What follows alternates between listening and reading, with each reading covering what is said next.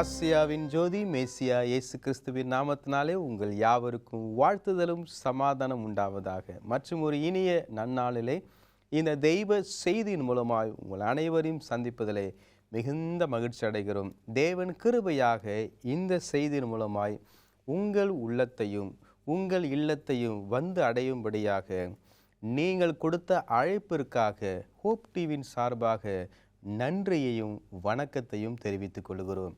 நிச்சயமாக இந்த ஊழிய பங்கிலே நீங்களும் பங்காளிகளாய் இருப்பதினாலே பரலோகம் களி கூறுகிறது. உங்களுக்கு தேவையான எல்லாவற்றையும் பரலோகத்தின் தகப்பன் தம்முடைய சித்தத்தின்படி அதனதன் காலத்திலே நேர்த்தியாய் செய்யும்படியாக உங்களுக்காய் நான் பிரார்த்தனை செய்கிறேன்.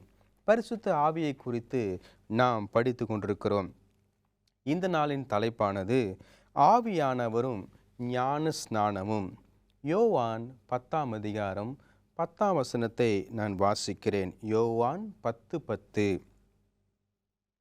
திருடன் திருடவும் கொல்லவும் அழிக்கவும் வருகிறானே அன்றி வேறொன்றுக்கும் வரான். நானோ அவைகளுக்கு ஜீவன் உண்டாயிருக்கவும் அது பரிபூரணப்படவும் வந்தேன் என்று சொல்லப்படுகிறது. பரிசுத்த ஆவி எவ்வளவு முக்கியமானது என்பதை நாம் பார்க்கிறோம். திருடன் எதற்காக வருகிறான் என்று சொல்லி வசனம் சொல்லுகிறது? திருடவும் கொல்லவும் அழிக்கவும் வருகிறான். ஆனால் இங்கே வாசிக்கிறோம், நான் ஜீவனை உண்டாயிருக்கவும் அது பரிபூரணம் அடையவும் வந்தேன் என்று சொல்லி இங்கே நாம் வாசிக்கிறோம். பரிசுத்த ஆவியின் மூலமாக ஒரு மனிதன் ஏவப்பட்டால் சத்தியத்தை படிக்கும் பொழுது, இயேசுவை பார்க்கும் பொழுது, அவர் நமக்கு செய்த தியாகத்தை நினைக்கும் பொழுது இயேசுவிடத்தில் ஈர்க்கப்படுவோம். ஆவியானவர் ஒரு மனிதனுக்குள்ளாய் வந்து சகல சத்தியத்துக்குள்ளும் வழிநடத்துவார்.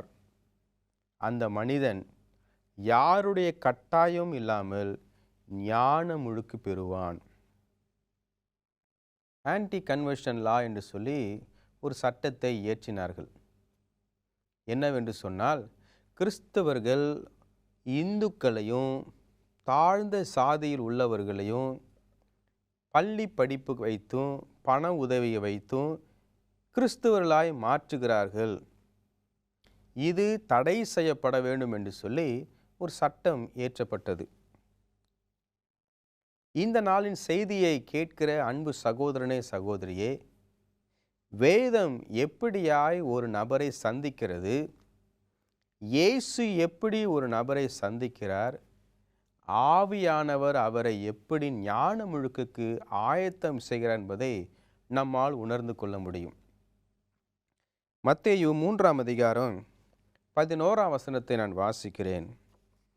மனம் திரும்புதலுக்கென்று நான் ஜலத்தினால் உங்களுக்கு ஞான ஸ்நானம் கொடுக்கிறேன். எனக்கு பின் வருகிறவரோ என்னிலும் வல்லவராய் இருக்கிறார். அவருடைய பாதரட்சைகளை சுமக்கிறதற்கு நான் பாத்திரன் அல்ல. அவர் பரிசுத்த ஆவியினாலும் அக்கினியினாலும் உங்களுக்கு ஞான ஸ்நானம் கொடுப்பார். யோவானின் ஞான ஸ்நானம் தண்ணீரினால் வந்த ஞான ஸ்நானம்.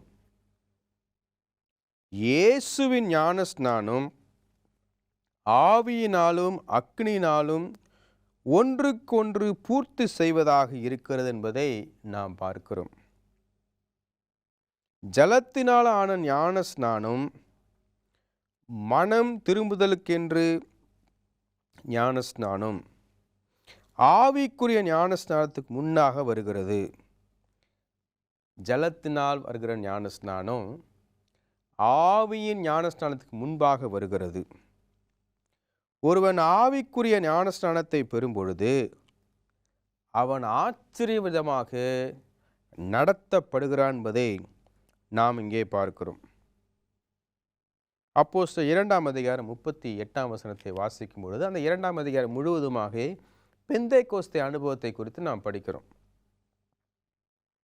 அங்கே நடப்பதெல்லாம் வாசிக்கும் பொழுது மனம் திரும்பி, அப்போ அந்த ஆவியானவர் கிரியை செய்யும் பொழுது அங்கே எல்லாருக்கும் ஒரு பெரிய மாற்றம் ஏற்படுகிறது. அது மனம் மாற்றம், மதம் மாற்றம் கிடையாது. யாருக்கு மதம் பிடிக்கும்? யானைக்கு மதம் பிடிக்கும், மனிதனுக்கு மதம் பிடிக்காது. மனிதன் மனதை மாற்றுகிறான். இதுவரைக்கும் நான் கொலை செய்தேன், தவறான காரியங்களை செய்தேன், விபச்சாரம் செய்தேன், வேசித்தனங்களை செய்தேன், குடிப்பழக்கத்திலும் புகைப்பழக்கத்திலும் அடிமையானேன், இனி அதை நான் செய்வதில்லை என்று சொல்லி மனம் மாறுகிறான். அப்போஸ்தலர் 2:38 மனம் திரும்பி ஒவ்வொருவரும் பாவ மன்னிப்புக்கென்று இயேசு கிறிஸ்துவின் நாமத்தினாலே ஞான ஸ்நானம் பெற்றுக்கொள்ளுங்கள். முதலாவது மனம் திரும்புங்க. ரெண்டாவது பாவ மன்னிப்புக்கென்று இயேசு கிறிஸ்துவின் நாமத்தினாலே ஞான ஸ்நானம் பெற்றுக்கொள்ளுங்கள். மூன்றாவது, அப்படி பெறும்பொழுது பரிசுத்த ஆவியின் வரத்தை பெறுவீர்கள் என்று சொல்லப்படுகிறதை நாம் பார்க்கிறோம். அப்போஸ்தலர் 10ஆம் அதிகாரம் 43 48 வசனங்களை வாசிக்கும் பொழுது கொர்நேலியுவின் வீடுவை குறித்து நாம் படிக்கிறோம். அந்த வீட்டில் நடக்குது, அவரை விசுவாசிக்கிறவன் எவனோ அவன் அவருடைய நாமத்தினாலே பாவ மன்னிப்பை பெறுவான் என்று சொல்லி அந்த வசனத்திலே வாசிக்கிறோம். யாவர் மேலும் பரிசுத்த ஆவியானவர் இறங்கினார் என்று சொல்லி நாம் வாசிக்கிறோம். மூன்றாவதாக, கர்த்தருடைய நாமத்தினாலே அவர்களுக்கு ஞானஸ்நானம் கொடுக்கும்படி கட்டளையிட்டான் என்று சொல்லி நாம் பார்க்கிறோம். பாவ மன்னிப்பு, மனம் திரும்புதல், ஞானஸ்நானம், ஆவியின் வரத்தை பெறுதல். இந்த காரியத்தை அப்போஸ்தலர் 2ஆம் அதிகாரம் 38 வாசிக்கிறோம். அப்போஸ்தலர் 10ஆம் அதிகாரம் 43 48 வாசிக்கிறோம். ஆவியின் ஞானஸ்நானம் எவ்வளவு பெரிய ஆசீர்வாதத்தை கொடுக்கிறது என்பதை நம்மால் உணர்ந்து இருக்க முடிகிறது. மத்தேயு 3ஆம் அதிகாரம் 11ஆம் வசனத்தில் மறுபடியும் நான் வாசிக்கிறேன், மனம் திரும்புதலுக்கென்று நான் ஜலத்தினால் உங்களுக்கு ஞானஸ்நானம் கொடுக்கிறேன். யார் சொல்றது? யோவான் ஞானஸ்நானன். யோவான் ஸ்நானன் இயேசுவுக்கு ஞானஸ்நானம் கொடுத்தவர், ஜான் த பேப்டிஸ்ட். எனக்கு பின் வருகிறவரோ என்னிலும் வல்லவராய் இருக்கிறார், அவருடைய பாதரட்சைகளை சுமக்கிறதற்கு நான் பாத்திரன் அல்ல. அவர் பரிசுத்த ஆவியினாலும் அக்கினியினாலும் உங்களுக்கு ஞானஸ்நானம் கொடுப்பார் என்று சொல்லி மத்தேயு 3ஆம் அதிகாரம் 11ஆம் வசனத்தில் நான் வாசிக்கிறோம். பரிசுத்த ஆவியை பெற்றுக்கொள்ளுதலும் ஞானஸ்நானமும் ஒன்று சேர்ந்தவையே. அவை இரண்டுமே நம்முடைய புது பிறப்பை காட்டுகின்றன. ஞானஸ்நானத்தில் நாம் கிறிஸ்துவை வெளிப்படுத்துகிறோம். அவருடைய வல்லமையில் நாம் வாழ்ந்து நற்செய்தியை அறிவிப்பதற்காக நமக்கு பரிசுத்த ஆவியை அவர் கொடுக்கிறார். ஆவியானவர் நம்முடைய மனதை மாற்றுகிறார். மனம் திரும்புகிறோம். பாவ மன்னிப்புக்கென்று ஞான ஸ்நானம் பெறுகிறோம். ஞான ஸ்நானம் பெற்ற பிறகு ஆவியின் வரத்தை பெறுகிறோம். ஆவியின் வரத்தை பெற்ற பிறகு ஊழியம் செய்கிறோம். அருமையான சத்தியத்தை நாம் படித்து கொண்டிருக்கிறோம். மறுபுறம் விசுவாசிகளை ஒன்றிணைக்கும் ஒரு அனுபவத்தை பரிசுத்த ஆவியின் ஞான ஸ்நானம் கொண்டு வருகிறது.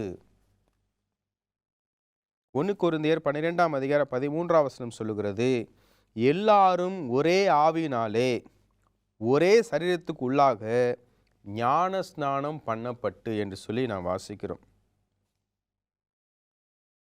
தண்ணீர் யாரையும் மாற்றப் போவது இல்லை. டெய்லி குளிக்கிறோம், ஞானஸ்நான தண்ணிக்கு தண்ணியில் முங்கி எழுந்துக்கிறோம். தண்ணீர் யாரையும் மாற்றுகிறது?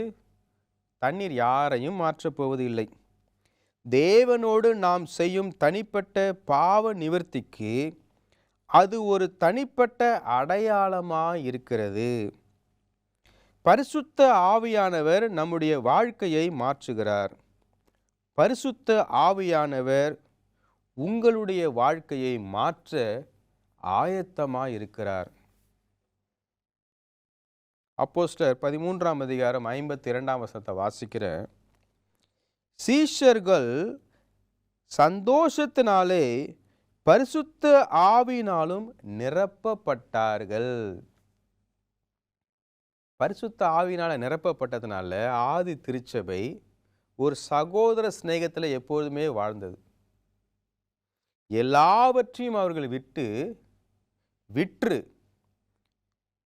அப்போஸ்தலருடைய பாதத்திலே கொண்டு வந்து வைத்தார்கள் சொல்லி வசனம் நமக்கு சொல்லிக் கொடுக்கிறது. பரிசுத்த ஆவியின் ஞானஸ்நானம் நம்முடைய வாழ்க்கையின் ஒரு தொடர்ச்சியாக அனுபவமாக இருக்க வேண்டும். ஒவ்வொரு நாளும் நாம் பரிசுத்த ஆவியினால் நிரப்பப்பட்டிருக்க வேண்டும். நம்முடைய விருப்பங்களை தேவனிடம் ஒப்படைக்க வேண்டும். அவர் நம்மை நடத்துவார். பரிசுத்த ஆவி புதிய ஏற்பாடு முழுவதும் நிறைந்திருப்பதை நாம் பார்க்கிறோம். இந்த புதிய ஏற்பாட்டில் பரிசுத்த ஆவியால் நிரப்பப்பட்டவர்களை குறித்து நாம் படிக்க வேண்டும் என்று சொன்னால், லூக்கா 1ஆம் அதிகாரம் 41ஆம் வசனத்தில் பரிசுத்த ஆவியினால் நிரப்பப்பட்ட எலிசபெத்தை குறித்து நாம் படிப்போம். எலிசபெத்தை குறித்து நமக்கு தெரியுதில்ல. அப்போஸ்தலர் 4ஆம் அதிகாரம் 8ஆம் வசனத்தில் பேதுருவை குறித்து பார்க்கிறோம். பரிசுத்த ஆவியினால் நிரப்பப்பட்டு என்று சொல்லி வாசிக்கிறோம். அப்போஸ்தலர் 11ஆம் அதிகாரம் 24ஆம் வசனத்தில் பர்னபாவை குறித்து நாம் படிக்கிறோம். லூக்கா 1ஆம் அதிகாரம் 67ஆம் வசனத்தில் சகரியாவை குறித்து நாம் படிக்கிறோம். அப்போஸ்தலர் 6ஆம் அதிகாரம் 5ஆம் வசனம், 7ஆம் அதிகாரம் 55ஆம் வசனத்தை வாசிக்கும் பொழுது ஸ்தேவானை குறித்து நாம் படிக்கிறோம். அப்போஸ்தலர் 13ஆம் அதிகாரம் 9ஆம் வசனத்தில் பவுலை குறித்து நாம் படிக்கிறோம். இவர்கள் எல்லாருமே ஆவியினால் நிறைந்து, பரிசுத்த ஆவியினால் நிறைந்து கிரியை செய்தார்கள் என்பதை குறித்து நாம் படிக்கிறோம். நம்முடைய சித்தத்தை பரிசுத்த ஆவியிடத்தில் ஒப்புவித்து அவர் நம்முடைய வாழ்க்கையின் ஒவ்வொரு அம்சத்தையும் நடத்தும்படி அனுமதித்தால் ஒவ்வொரு நாளும் அவர் நம்மை நிரப்புவார். யாரு? பரிசுத்த ஆவியானவர் ஒவ்வொரு நாளும் நம்மை நிரப்புவார் என்று சொல்லி நமக்கு வேதம் நமக்கு தெளிவாக சொல்லி கொடுக்கிறது. பரிசுத்த ஆவியானவர் நம்முடைய உள்ளத்தில் வரும்பொழுது என்னென்ன நிபந்தனைகள் நமக்கு தேவைப்படுகிறது? பரிசுத்த ஆவியினுடைய ஞானஸ்நானத்தை பெற நாம் நிறைவேற்ற வேண்டிய நிபந்தனைகள் என்ன? முதலாவது நிபந்தனை, மனம் திரும்ப வேண்டும். வேகமாக ஒரு வழியாக போயிட்டுருக்கோமா, ஒரே யூட்டன் போட்டு வந்துடணும், அவ்வளோதான். இதோ வாசற்படியிருந்து கதவை தட்டுகிறேன், ஒருவனின் சத்தத்தை கேட்டு கதவை திறந்தால் நான் உள்ளே வந்து அவனோடு போஜனம் பண்ணுவேன் என்று சொல்லி இயேசு சொல்லுகிறதை நாம் பார்க்கிறோம். இதோ வாசற்படியிருந்து கதவை தட்டுகிறேன், ஒருவனின் சத்தத்தை கேட்டு, அவன் கேட்கும்போது மனசு மாறணும், அவன் எழுந்து வரணும், கதவை திறக்கணும், இருதய கதவை திறக்கணும், இயேசு உள்ளே வர அவன் ஒப்பு கொடுக்கணும். ஆவியானவர் தான் அதை செய்ய முடியும். அந்த மனம் திரும்புதலுக்கு நாம் ஒப்பு கொடுக்கும் பொழுது அது ஆவியானவர் மூலமாய் ஞான ஸ்நானம் பெறுவதற்கான முதல் நிபந்தனையாக இருக்கிறது. அப்போஸ்தலர் 2ஆம் அதிகாரம் 37-38 வசனங்களை வாசிக்கும் பொழுது மனம் திரும்புதல் அவசியம். எந்த ஒரு திருச்சபையில் மனம் திரும்புதலை குறித்து அதிகமாய் பிரசங்கிக்கிறார்களோ அங்கே ஆவியானவர் வருவதற்கான வாய்ப்பு இருக்கிறது. கர்த்தர் உங்களை ஆசீர்வதிக்கிறார், நீங்கள் கவலைப்படாமல் எல்லாவற்றையும் நீங்கள் செய்வதை செய்து கொண்டிருங்கள், ஆண்டவர் உங்களை ஆசீர்வதிப்பார், உங்களை பாவத்திலிருந்து விடுதலை கொடுப்பார் என்று சொல்லி நீங்கள் பாவத்திலே இருந்தீங்கன்னா அந்த போதகரை விட்டு நீங்கள் வெளியே வர வேண்டும். மனம் திரும்புதல், ஆவியினால் ஞானஸ்நானம் பெறுவதற்கான முதல் நிபந்தனை. இரண்டாவது, கலாத்தியர் 3ஆம் அதிகாரம் 14ஆம் வசனம் சொல்லுகிறது, விசுவாசம் அவசியம். இரண்டாவது மனம் திரும்புதல், இரண்டாவது விசுவாசம். தேவன் மேல் விசுவாசம் வையுங்கள், என் மேலும் விசுவாசம் வையுங்கள். நான் போய் உங்களுக்காக ஸ்தலத்தை ஆயத்தம் பண்ண போகிறேன் என்று சொல்லி இயேசு சொல்வதை பார்க்கிறோம். மூன்றாவது, லூக்கா 11ஆம் அதிகாரம் 8-10 வசனங்கள் 13ஆம் வசனத்தை வாசிக்கும் பொழுது சகிப்புத்தன்மை அவசியப்படுகிறது. மற்றவர்களோடு சேர்ந்து ஊழியம் செய்வதற்கான அந்த தாழ்மையான எண்ணம் நமக்கு தேவைப்படுகிறது. சகிப்புத்தன்மை தேவைப்படுகிறது. அப்போஸ்தலர் 5ஆம் அதிகாரம் 32ஆம் வசனத்தில் 4வது நிபந்தனை, கீழ்ப்படிதல் அவசியம். ஆண்டவருக்கு நாம் அன்புள்ள பிள்ளைகளாய் இருப்போம் என்று சொன்னால், அவர் சொன்ன காரியத்தை செய்வதன் மூலமாக தான் அந்த அன்பை வெளிப்படுத்த முடியும். அவர் சொன்ன காரியத்தை செய்வது தான் கீழ்ப்படிதல் என்று சொல்லி பார்க்கிறோம். 5வது நிபந்தனை, யூதாலை வாசிக்கிறோம். 18-21 வசனங்களை வாசிக்கும் பொழுது, எல்லா அசுத்தங்களையும் பின்னாக விட்டுவிட வேண்டும். யூதா ஒரே புத்தகம் தான், வெளிப்படுத்தல் முன்பான புத்தகம். 18, 19, 20, 21 வசனங்களை வாசிக்கும் பொழுது அதை பார்க்கிறோம். இந்த நிபந்தனைகளை தொடர்ந்து நாம் வாசிக்கும் என்று சொன்னால், பாவத்துக்காக நாம் மனம் வருந்தி நம்முடைய இருதயத்தையும் சிந்தனைகளையும் முழுவதுமாக மாற்றிக்கொள்ள வேண்டும். அதுதான் மனம் திரும்புதல். தேவனுடைய வாக்குத்தத்தங்களை விசுவாசித்து அவரை நம்ப வேண்டும். இரண்டாவது நிபந்தனை.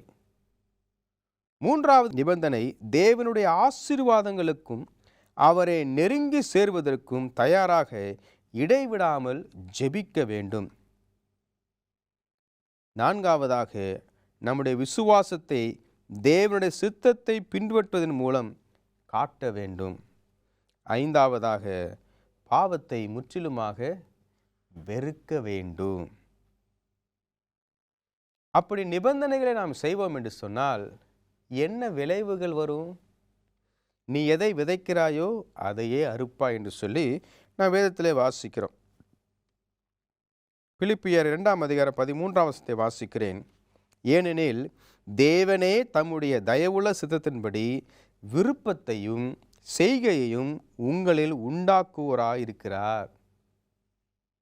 தேவன் நமக்கு அந்த நிபந்தனைகளை நிறைவேற்ற உதவி செய்யும் பொழுது நாம் பரிசுத்த ஆவியால் நிரப்பப்பட்டிருப்பதால் எந்தவித தடையுமின்றி அவர் நம்முடைய வாழ்க்கையை மாற்றுவார் என்பதை இங்கே நாம் பார்க்கிறோம். ஒரு மனிதன் தன்னலம் கருதி கொண்டிருந்தால் அவன் எப்படி இருப்பான்? ஆவியானவரால் நிரப்பப்பட ஒப்பு கொடுக்கிற மனிதன் எப்படி இருப்பான்?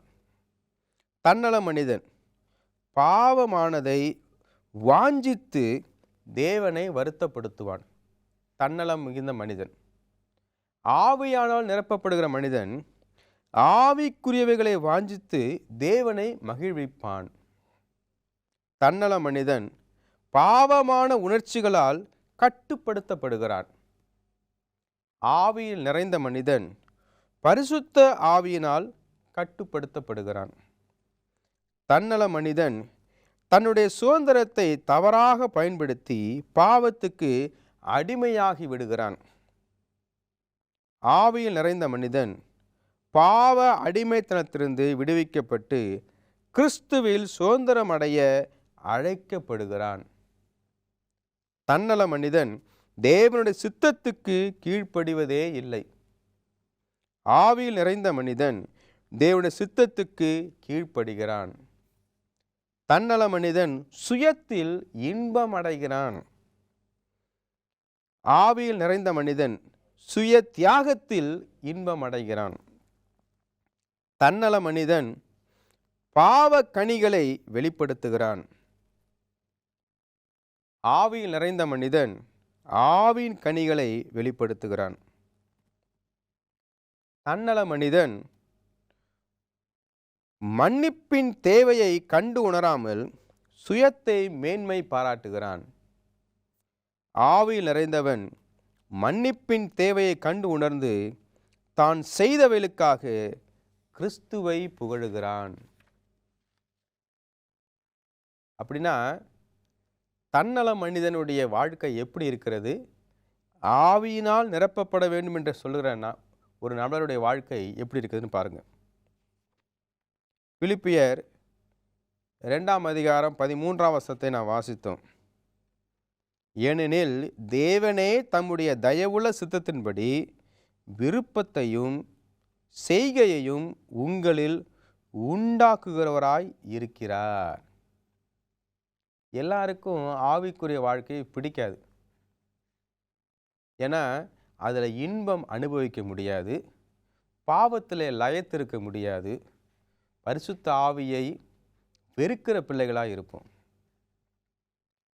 இந்த ஆர்வத்தையும் இன்பத்தையும் சந்தோஷத்தையும் இயேசுக்கிட்ட ஒப்பு கொடுத்துட்டு இயேசுதான் வேண்டும்னு சொல்லி நினைக்கிறவங்களுக்கு தேவனே தம்முடைய தயவுள்ள சித்தத்தின்படி விருப்பத்தையும் செய்கையும் உங்களில் உண்டாக்குவாராக. நம்முடைய சொந்த பலத்தினால் பாவத்தில் சந்தோஷப்படுவதிலிருந்து பரிசுத்தத்தில் சந்தோஷப்படுவதற்கு மாற முடியாது. நாம் விரும்பும் காரியங்களுக்கு, நாம் வாஞ்சிக்கும் காரியங்களுக்கும் மாற்றமடைய வேண்டும்.